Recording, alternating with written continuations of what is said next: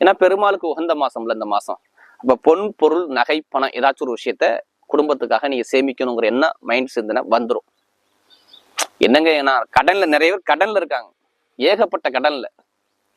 நிறைய பேர் சொல்றதுக்கு வார்த்தை. இப்ப பேங்க்ல லோன் கேட்டு அலைஞ்சுக்கிட்டு இருக்காங்க, இன்னும் லோன் கிடைக்கல. கண்டிப்பா சாங்ஷன் ஆகும். இப்ப ஏன் சாங்ஷன் ஆகும், என்ன காரணம் பாத்தீங்கன்னா, உங்களுக்கு 6ஆம் வீட்டது யாருன்னா புதன் பகவான்.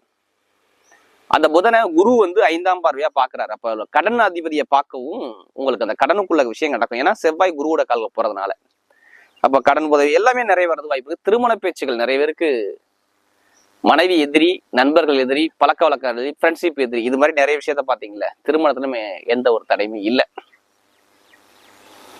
என்னை பொறுத்தவரை திருமணங்கிறது இனிமே கணவன் மனைவிக்குள்ள நல்லா புரிஞ்சுக்கிட்டு ஒண்ணுமையா ஒற்றுமையாக இந்த புரட்டாசி மாசம் நீங்க காலத்தை வாழக்கூடிய நேரம் வரும்.